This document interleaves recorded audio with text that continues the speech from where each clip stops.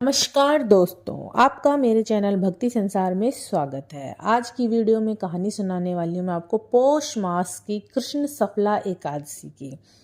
तो इसका नाम सफला एकादशी क्यों है? क्योंकि ये सब कार्यों को सफल बनाने वाली है। इसमें नारायण जी की पूजा होती है। ऋतु अनुसार फल फूल तथा धूप दीप इत्यादि का पूजन करना चाहिए। आगे मैं आपको इसकी कथा सुनाती हूँ। चंपावती नगरी में महिष्यवान नाम का राजा राज्य करता था। उसके 4 पुत्र थे।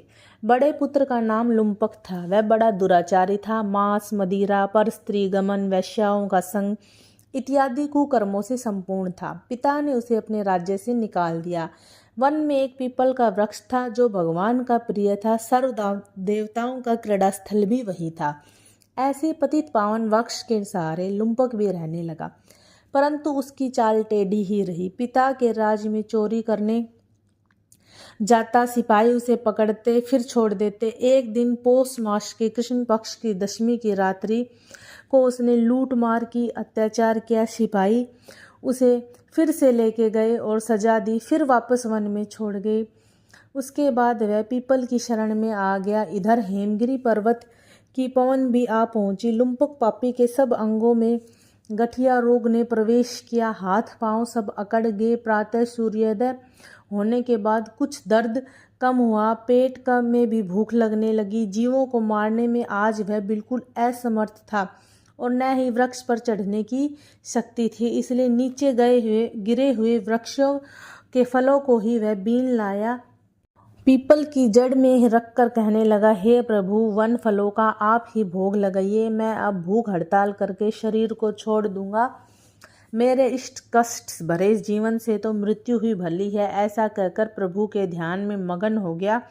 रात्रि भर नींद न आई। भजन कीर्तन करता रहा, प्रार्थना करता रहा, परंतु प्रभु ने उन फलों का भोग न लगाया। प्रातः काल हुआ तो एक दिव्य अश्व आकाश से उतरकर उसके सामने प्रकट हुई और आकाशवाणी हुई।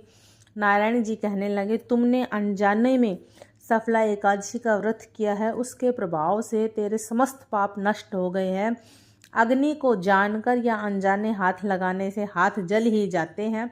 वैसे ही एकादशी का व्रत भूल कर रखने से भी वह अपना प्रभाव दिखाता है। अब तुम इस घोड़े पर सवार होकर पिता के पास जाओ, राज्य आपको मिल जाएगा।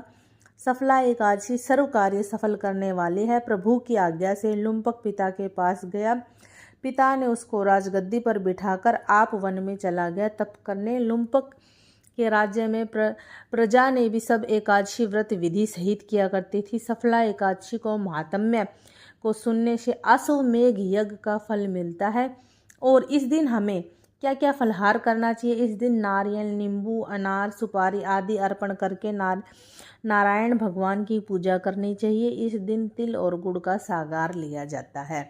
ऐसी ही खूबसूरत कहानियों के लिए मेरे चैनल भक्ति संसार को सब्सक्राइब करना बिल्कुल भी ना भूलें।